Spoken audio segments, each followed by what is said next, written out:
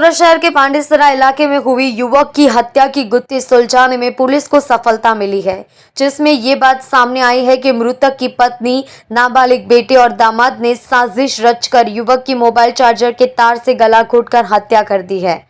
इस संबंध में मिली जानकारी के अनुसार पांडेसरा की में कैलाश नगर 3 सड़का से गांधी कुटीर जाने वाली सड़क पर खड़ी पुल के नीचे से गुजरने वाली सड़क पर एक शव मिला।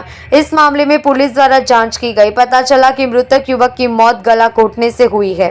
इस पूरे मामले में पांडेसरा पुलिस ने हत्या का मामला दर्ज कर मृतक युवक की पहचान कर ली है कि युवक की हत्या किसने और क्यों की। उस दिशा में जांच शुरू की गई है। पुलिस ने अलग अलग टीमें बनाकर इस घटना की जांच शुरू कर दी है। इसी बीच मृतक की पहचान राजाराम धोलाई यादव के रूप में हुई है, जो मूल रूप से उत्तर प्रदेश का रहने वाला था और वर्तमान में पांडेसरा कैलाश चौकड़ी के पास रहता था।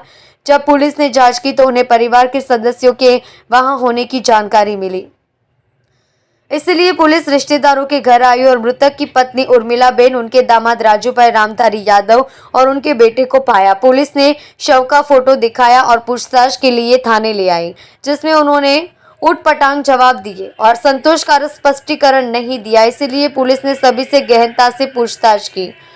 पुलिस द्वारा कड़काई से पूछताछ करने पर पता चला कि मृतक राजाराम धोलाई यादव कोई व्यवसाय नहीं करता था। साथ ही उसने अपने पैतृक गांव की जमीन भी बेच दी थी और पैसे उड़ा दिए थे तथा आए दिन अपनी पत्नी, बेटे व बेटी से झगड़ा करता रहता था। 7 दिसंबर को राजाराम धोलाई यादव शाम को घर आया और अपनी बेटी और बेटे से झगड़ा करने लगा। इसी बीच उनका दामाद राजू यादव वहां गया और मृतक राजाराम यादव को समझाने के क्रम में घर में पड़े चप्पू से उन्हें मारने के लिए दौड़ा, जिसमें पत्नी, पुत्र और दामाद में आवेश में आकर मृतक राजाराम धोलाई यादव को नीचे गिरा दिया और मोबाइल फोन के चार्जिंग केबल से उनका गला घोंट दिया। और जब वह बेहोश हो गया तो राजाराम के शव को अपने कब्जे में ले लिया। दामाद राजू और उसके नाबालिग बेटे को बाइक पर गांधी कुटीर के पास नाला पुल पर फेंक दिया गया। इस घटना में पुलिस ने मृतक राजाराम धोलाई यादव की पत्नी उर्मिला और दामाद राजू रामधारी यादव और मृतक के नाबालिग बेटे के खिलाफ कानूनी कार्यवाही की है।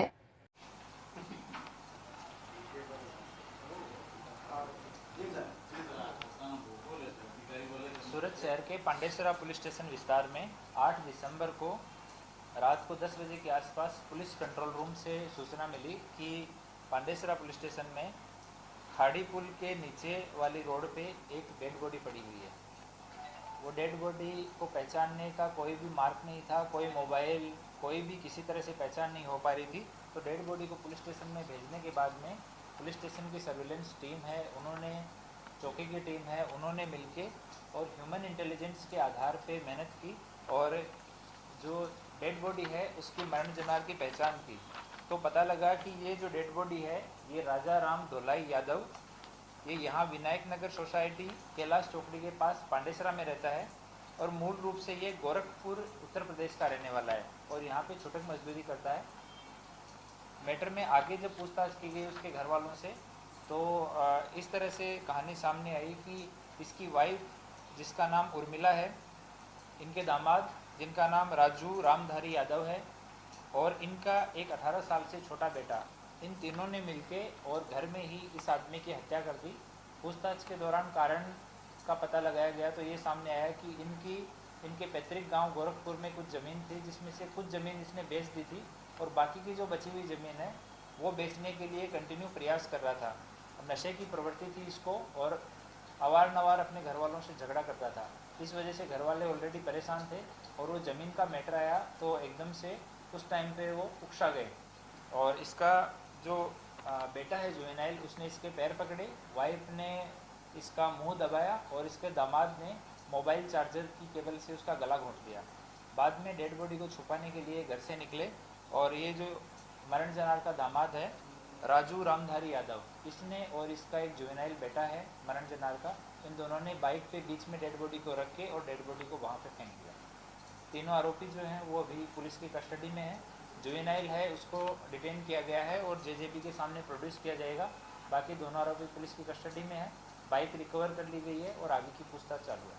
तो आरोपी का ह्यूमन इंटेलिजेंस के आधार पे सबसे पहले डेड बॉडी को आइडेंटिफाई करने के लिए पूरे पांडेसरा विस्तार में जो कंपनी वाले हैं, जो लेबर कॉन्ट्रैक्टर हैं, सभी के साथ बात की। तो मरण जनार की पहचान हुई। उसके बाद में घर वालों से पूछताछ की गई। स्टेटमेंट में थोड़ा डाउटफुल लगे, थोड़ी सी सख्ती बरती गई, तो उन्होंने बता दिया कि